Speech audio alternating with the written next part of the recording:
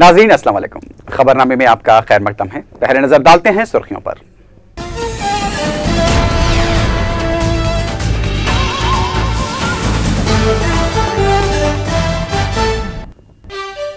लोकसभा में लोकपाल बिल पर गर्मा गर्म मुबाहस। बिल को तरमीम के साथ दोबारा पेश करने बीजेपी का मुतालबा।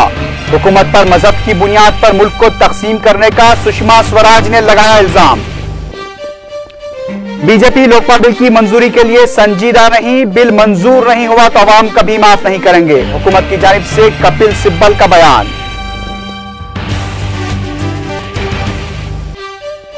मुंबई में अन्ना हजारे की 3 रोजा भूख हड़ताल का आगाज। यूपीए हुकूमत पर अवाम को धोखा देने का लगाया इल्जाम। कांग्रेस के खिलाफ मुहिम चलाने का ऐलान। बैंकर्स और नाबार्ड से ज़राई शोबे को मजीद कर्जजात फराहम करने की चीफ मिनिस्टर ने की दरखास्त।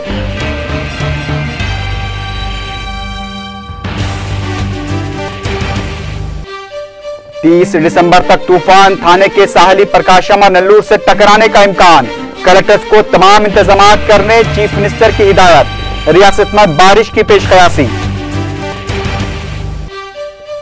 ऑस्ट्रेलिया के साथ पहले क्रिकेट टेस्ट में हिंदुस्तान ने 3 विकेट पर 214 रन बना लिए। राहुल द्रविड़ की शानदार बैटिंग, सचिन तेंदुलकर सेंचुरी से चूके। पाकिस्तान के वजीर आजम यूसुफ रजा गिलानी ने फौज के सरबराह और आईएसआई चीफ को हटाए जाने की खबरों को किया मुस्तरद।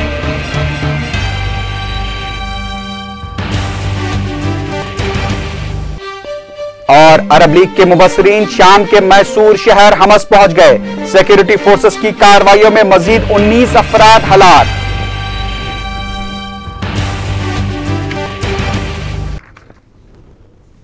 अब खबरें तफसील से।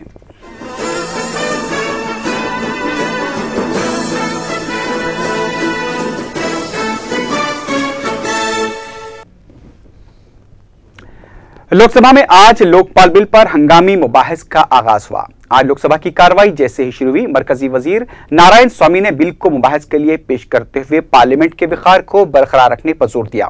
उन्होंने कहा कि हमें अपने सर ऐवान के सामने झुकाने चाहिए, न कि किसी दूसरों के सामने। नारायण स्वामी ने यह भी कहा कि लोकपाल और लोक आयुक्ता की इसलिए भी अहमियत है कि इसमें बदनामियों से निपटने के लिए सख्त कवानीन वज़े किए गए हैं। इस दौरान आरजेडी के सरबराह लालू प्रसाद यादव ने मुदाखलत करते हुए कहा कि यह बिल दस्तूर के वफाकी ढांचे पर हमला है।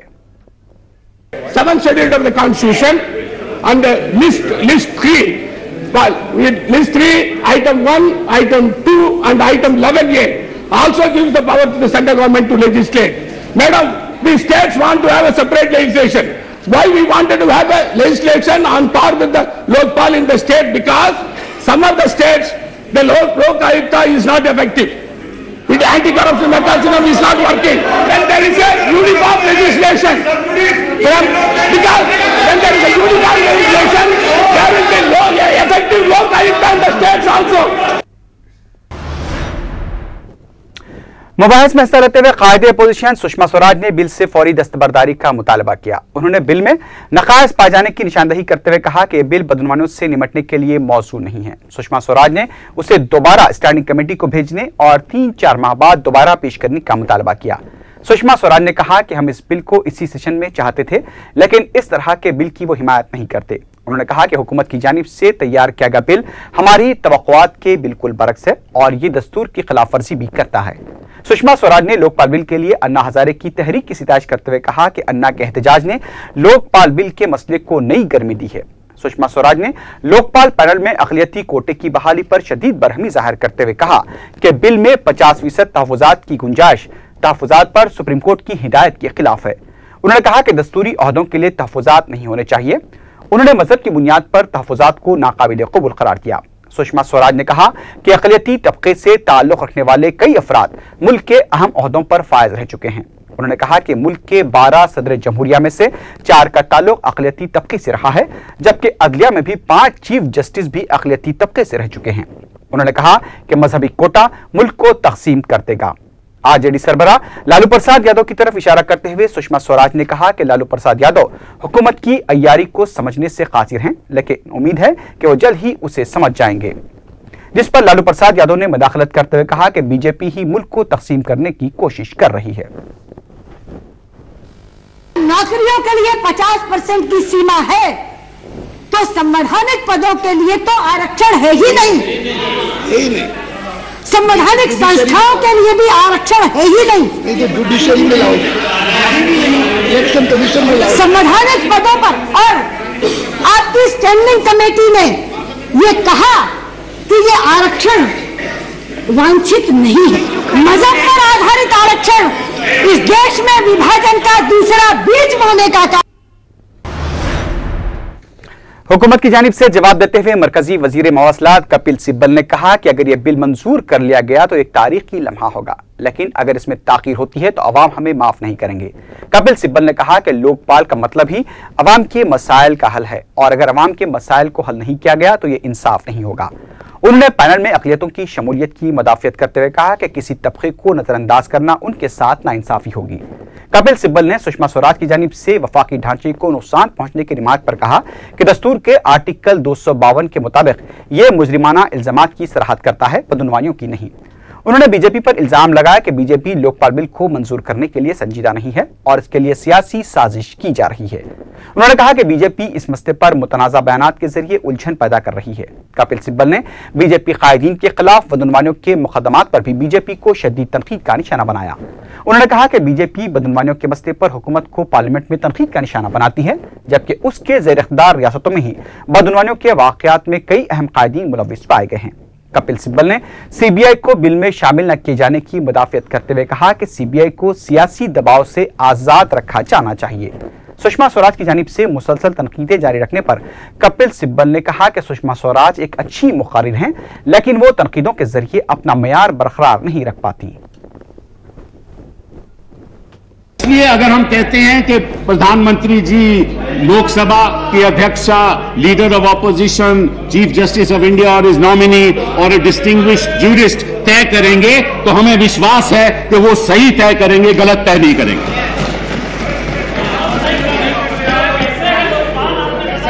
फिर आप कहते हैं कि भाई लोकपाल की जो सेक्रेटरी की नियुक्ति है वो तो अजूबा तरीका आपने अपनाया कि आपने कहा कि वे एक पैनल ऑफ नेम जाएगा। भैया कहां से पैनल ऑफ नेम लेकर आए बताइए? अगर सरकार की ओर से नहीं जाएगा तो कहां से आएगा? सुषमा जी देगी पैनल, आरएसएस देगा पैनल, सरकार की ओर से तो जाएगा, क्योंकि जो सरकारी लोग हैं वो सरकार के लिए काम करते हैं, उनकी रिपोर्ट्स आती हैं, कौन आउटस्टैंडिंग है, नहीं आउटस्टैंडिंग है, वेरी गुड है, वो हमें मालूम है। अच्छे अच्छे लोग हम आपको देंगे और आप तय कीजिए किसको बनाना है किसको नहीं बनाना। क्या दिक्कत है इसमें? लोकपाल तय करेगा, पैनल हम देंगे, पैनल हम देंगे।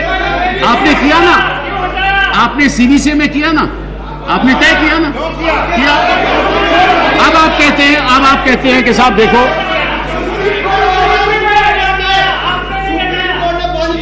आपने एक और आरोप लगाया। आपने कहा कि अगर सरकार नियुक्ति करेगी तो सब लोग सरकार के अधीन होंगे।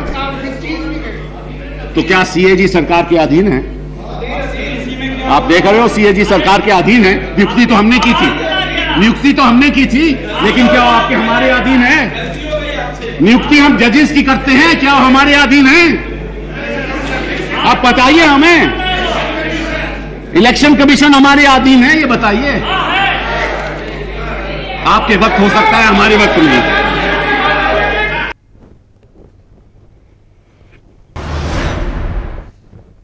उधर समाजवादी पार्टी के सरबराह मुलायम सिंह यादव ने बहस में हिस्सा लेते हुए कहा कि इस बिल से बदउनवानियों का खात्मा नहीं होगा। उन्होंने कहा कि जमहूरियत बिल से आला है और पार्लियामेंट अवाम की ख्वाहिशात की नुमाइंदगी करती है और उससे बालातर नहीं है। उन्होंने बिल को गैर मौसर करार दिया।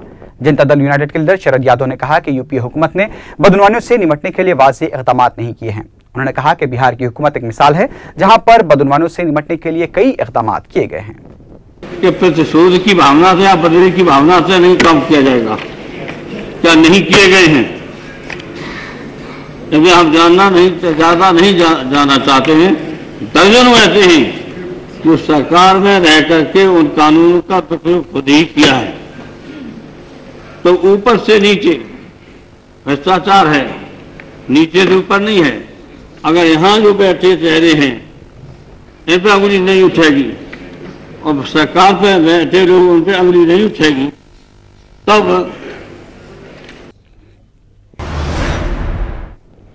उधर वजीर-ए-आज़म डॉक्टर मनमोहन सिंह ने उम्मीद जाहिर की है कि लोकपाल बिल पार्लियामेंट में मंजूर कर लिया जाएगा। पार्लियामेंट में दाखिल होने के दौरान मीडिया से बात करते हुए वजीर-ए-आज़म डॉक्टर मनमोहन सिंह ने कहा कि अगर हम बिल के पास होने से पुरुम्मीद न होते तो हम बिल को पेश ही नहीं करते।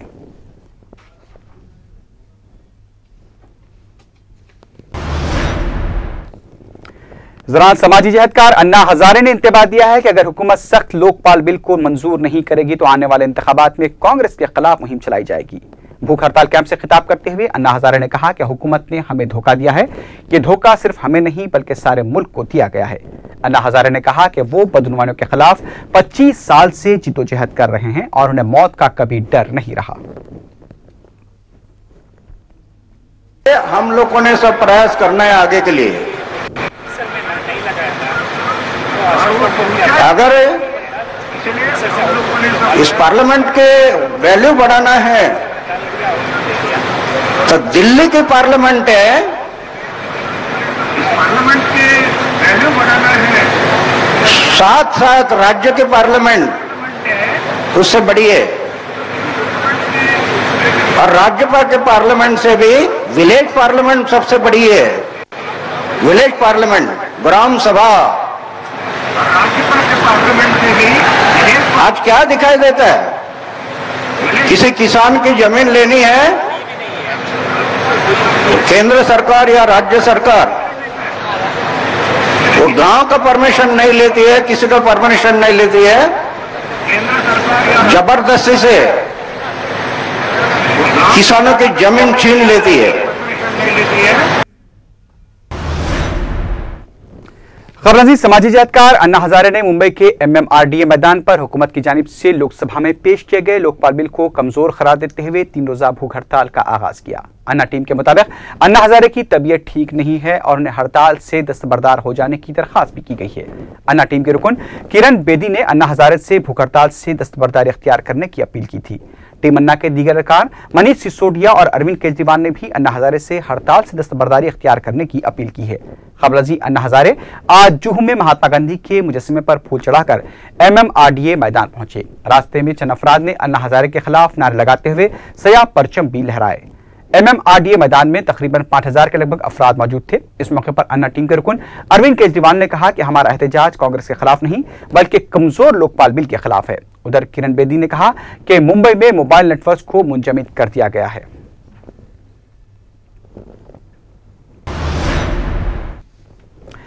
नाबार्ड स्टेट क्रेडिट सेमिनार का मंगल को चीफ मिनिस्टर किरण कुमार रेड्डी के हाथों इफ्तिताह अमल में आया। इस सेमिनार में बैंकर्स और नाबार्ड के अहदेदारों ने शिरकत की। इस मौके पर चीफ मिनिस्टर ने खिताब करते हुए कहा कि 2012-13 के लिए नाबार्ड ने 85,326 करोड़ रुपए का मंसूबा बनाया है, जो कि गुज़िश्ता साल के मुकाबले 20.4% ज्यादा है। चीफ मिनिस्टर ने इस मंसूबे पर इत्मीनान का इज़हार करते हुए कहा कि नाबार्ड की जानिब से शोबजात को दी जाने वाली इमदाद का बाज़ हिस्सा फसलों के खर्चात पर खर्च किया जा रहा है। चीफ मिनिस्टर ने कहा कि इसमें मजीद इजाफे की जरूरत है। साथ ही साथ उन्होंने ज़राई शोबे से जुड़े सेक्टर्स पर खुसूसी तवज्जो देने पर भी जोर दिया। किरण कुमार रेड्डी ने बताया कि 25% तरकारियां और फलों को कोल्ड स्टोरेज और गोदामों की अदम दस्तयाबी से नुकसान हो रहा है। उन्होंने बताया कि रियासत में 7.5 करोड़ आवाम को हुकूमत की जानिब से 1 रुपए में चावल फराहम किया जा रहा है। चीफ मिनिस्टर ने बताया कि रियासत में 43 लाख मैट्रिक टन जखीरे के लिए गोदाम मौजूद हैं। इसमें मजीद इजाफे की जरूरत है। चीफ मिनिस्टर ने यह भी बताया कि आफात समावी की वजह से दिए गए कर्जात को टर्म लोन में तब्दील करने पर जो सूद आयद किया जा रहा है उसमें कमी की जरूरत है। इसके अलावा दीगर शोबजात को फराहम किए जाने वाले कर्जात के सूद को 14% से कम करके 7% करने पर जोर दिया। उन्होंने किसानों को वक्त पर कर्जे फराहम करने की दरखास्त की। चीफ मिनिस्टर ने बताया कि रियासत में तालीम और अमकना के कर्जा लेने वालों की तादाद इंतहाई कम है, क्योंकि हुकूमत इन शोबजात में तलबा और गरीब अफराद को मदद फराहम कर रही है। Rate of interest that is crucial to any business or agriculture. The success of Andhra Pradesh is not the success of a year or two. It is continuous effort from a very long time. The continuous effort of our officers, the continuous effort of our farmers, the country. जनूबी आंध्रा और शुमाली तमिलनाडु में हफ्ते के आखिर में तूफान का खतरा बताया गया है। महकमे मौसमियात के ज़राए के मुताबिक खलीज बंगाल में तूफानी आंधी के पाए जाने से 30 दिसंबर तक तूफान आने का खतरा है। इस तूफान का नाम थाने बताया गया है। नेल्लूर और दीगर साहली इलाकों में तेज रफ्तार हवाएं चलने की भी पेशकयासी की गई है। आने वाले 24 घंटों के दौरान साहली आंध्रा में भी बारिश की पेशकयासी की गई है। रियासत के तमाम बंदरगाहों को चौकस कर दिया गया है और मच्छरों को समंदर में न जाने की हिदायत दी गई है। कई साहिल अजला में समंदर का पानी 15 मीटर से ज्यादा दूर तक देखा जा रहा है। महकमे मौसमियात ने दीगर इलाकों में भी बारिश की पेशकयासी की है और इससे दर्जे हरारत में भी कमी हो सकती है।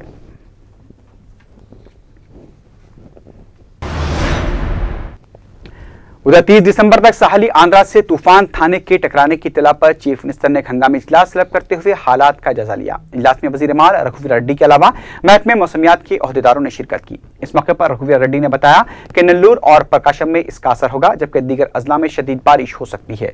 महकमे मौसमियात के ओहदेदारों ने बताया कि समंदर की लहरें 4 से 5 फीट उठ सकती हैं। उन्होंने बताया कि चीफ मिनिस्टर ने नेल्लूर और प्रकाशम के कलेक्टर्स को खुसूसी हिदायत देते हुए तमाम इंतजाम करने की हिदायत दी है। इस सिलसिले में एक कंट्रोल रूम भी कायम किया जा रहा है।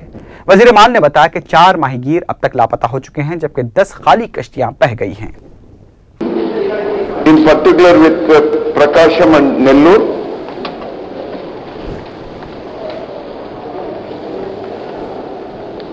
మళ్ళీ ఇవాళ గౌరవ ముఖ్యమంత్రి గారు సమీక్ష చేసి అప్రమత్తంగా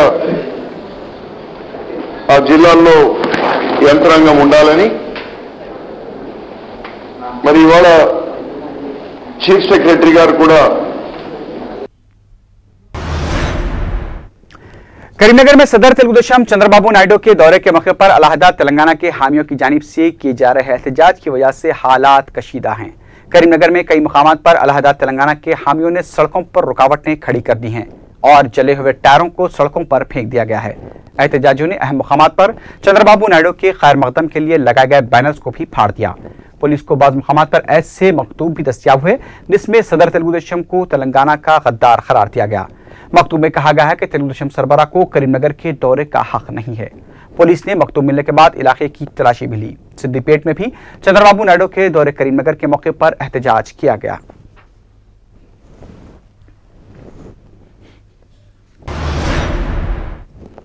उधर तेलुगुदेशम तेलंगाना फोरम के लीडर एर्रबल्ली दयाकर राव ने इल्जाम लगाया है कि सियासी जेएसी के सदनशीन कोदंडराम टीआरएस के एजेंट बनकर काम कर रहे हैं। हनमकुंडे में मीडिया से बात करते हुए ई दयाकर राव ने कहा कि कोदंडराम जेएसी का सदनशीन होने के बजाय टीआरएस के कारकुन होते तो बेहतर होता। उन्होंने कहा कि टीआरएस और कांग्रेस के दरमियान हुए खुफिया माहदे की वजह से ही तेलंगाना की तश्कील में रुकावटें पैदा की जा रही हैं।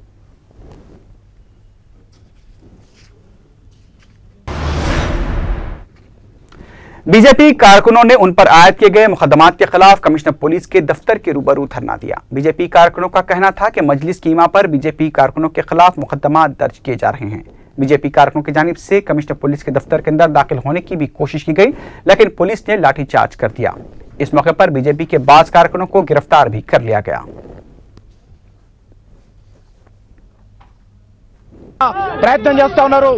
ఈ రోజు హైదరాబాద్ నగరంలో భారతీయ జనతా పార్టీ పైన కక్ష కట్టినట్టు ఈ యొక్క పోలీసు వ్యవహారం పనిచేస్తా ఉన్నారు। అందుకే భారతీయ జనతా పార్టీ తరఫున మేము ఈ రోజు రాష్ట్ర ప్రభుత్వం पंजाब की बागी रुकन असम्बली और वायद जगन मोहन रेड्डी की हामी शोभा नागी रेड्डी ने अपने ओहदे से इस्तीफा देने का ऐलान किया है। शोभा नागी रेड्डी ने बताया कि वो आज अपना इस्तीफा स्पीकर एन मनोहर के हवाले करेंगी। उन्होंने किसानों के मसाइल पर पंजाब पार्टी की खामोशी को भी शदीद तनकीद का निशाना बनाया। उन्होंने कहा कि पंजाब की जानिब से जारी किया गया व्हिप कोई मायने नहीं रखता। शोभा नागी रेड्डी ने कहा कि वो किसानों के मसाइल को लेकर ही अवाम के बीच जाएंगी।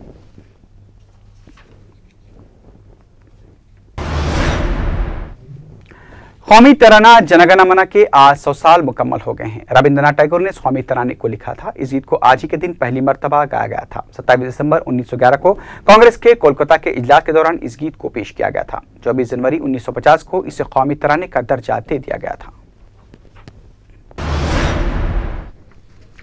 नामवर उर्दू शायर मिर्जा गालिब की आज यौम पैदाइश मनाई जा रही है। उनकी पैदाइश आगरे में हुई थी। उन्होंने दिल्ली आकर शेर सुखन के जरिए जमाने के दर्द को अपने कलाम में इस तरह पेश किया कि उनका कलाम जल्द ही मकबूल आम हो गया। फारसी के दौर में गजलों में उर्दू के इस्तेमाल के जरिए उन्होंने अपनी शायरी को आम आदमी की शायरी बना दिया। पेश है उनकी जिंदगी के सफरनामे पर एक रिपोर्ट।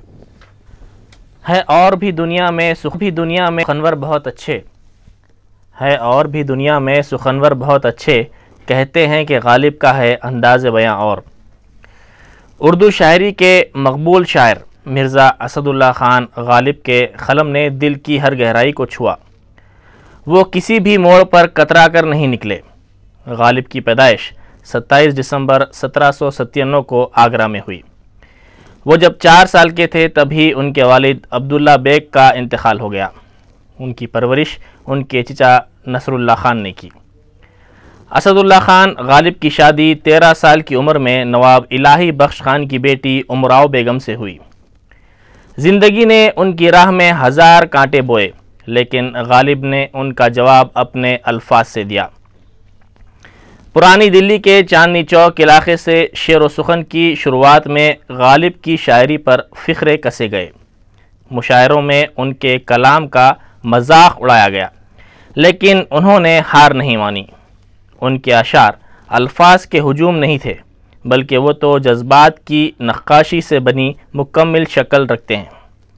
न था कुछ तो खुदा था, कुछ ना होता तो खुदा होता, डुबोया मुझको होने ने, ना होता मैं तो क्या होता।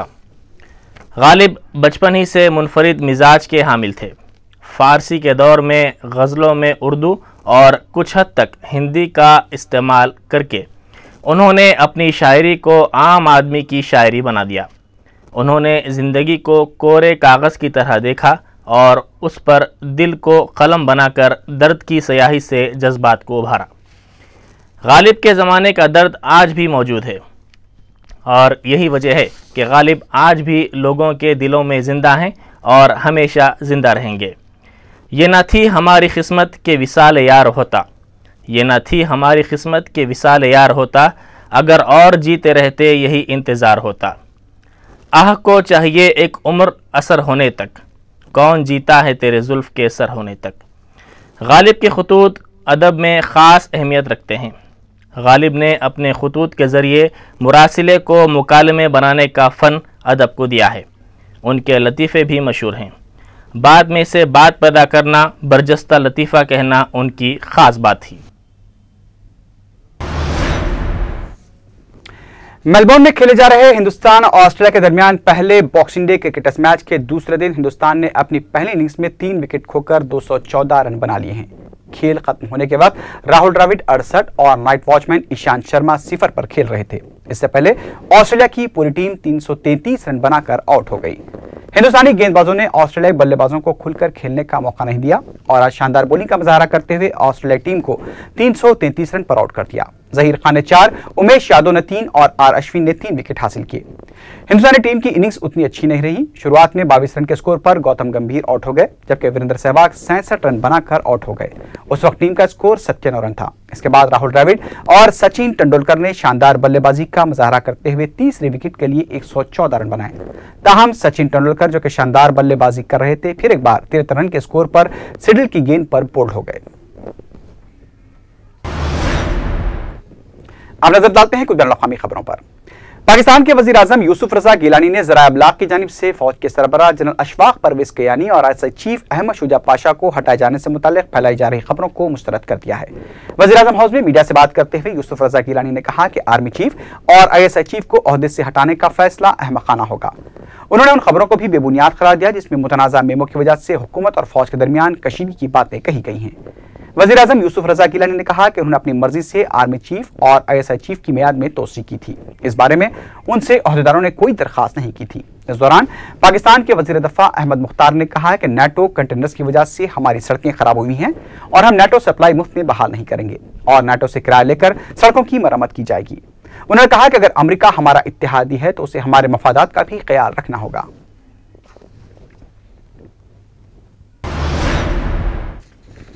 उधर अमेरिकी फौज के मरकजी कमान ने सलाला चेक पोस्ट पर हमले के बारे में अपनी रिपोर्ट में कहा है कि पाकिस्तानी फौज के सरहदी राब्ते अफसरान के साथ इस ऑपरेशन के मालूमात का तबादला इसलिए नहीं किया गया क्योंकि डर था कि मामूलात अफशा कर दी जाएगी। अमेरिकी सेंट्रल कमांड ने अपनी वेबसाइट पर सलाला चेक पोस्ट पर हमले की तफसीली रिपोर्ट शाया की है। वाज़ेह है कि इस हमले में 24 पाकिस्तानी फौजी हलाक हो गए थे। अमेरिकी सेंट्रल कमांड की रिपोर्ट में कहा गया है कि गैर मुल्की फौज अगवान सूबे कुन्हड़ में शिद्दत पसंदों के खिलाफ कार्रवाई के लिए जब पहुंची थी कि सड़क पार से उन पर फायरिंग कर दी गई, जिस पर उन्होंने अपने दिफा के लिए फिजाई मदद मांगी और दोनों जानिब से झड़प शुरू हो गई। इराक में पैदा सियासी बहरान पर अमेरिका ने शदीद तशवीश का इजहार किया है। अमेरिका के नायब सदर जो बाइडन ने इराकी हुकूमत पर जोर दिया है कि मुल्क में जारी सियासी बहरान के खात्मे के लिए अपोजिशन के साथ जामे मुज़ाकरात किए जाएं। अमेरिका ने वजीर आज़म नूरुल मालिकी पर जोर दिया है कि वो अपोजिशन पर इल्जामात आयद करने के सिलसिले को रोक दें।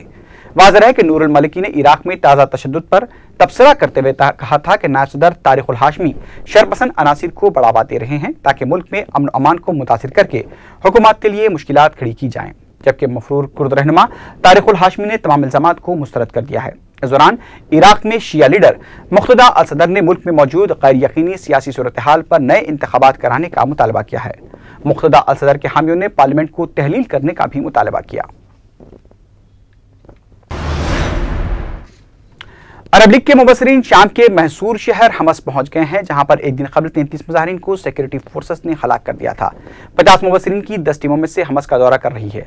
अरब लीग के मुबसरीन की टीम, जिसकी क़यादत मुस्तफ़ा अदबी कर रहे हैं, हमस में हक़ाइक़ का पता चलाएंगे। मुस्तफ़ा अदबी ने बताया कि शाम के हुकाम की जानिब से पूरा ताउन किया जा रहा है।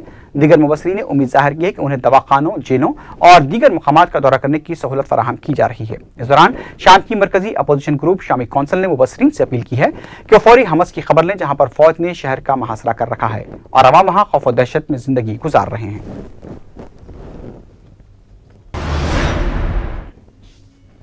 ओबामा इंतजामिया यमन के एजाजी सदर अली अब्दुल्ला सालेह को अमेरिका में इलाज के लिए आने की इजाजत देने या ना देने से मुताल्लिक उनकी दरखास्त पर गौर कर रहा है। ओबामा इंतजामिया के सीनियर ओहदेदार ने कहा कि अली अब्दुल्ला सालेह के दफ्तर ने अमेरिका में इलाज के लिए आने की उनकी एक दरखास्त पर गौर करना शुरू कर दिया है।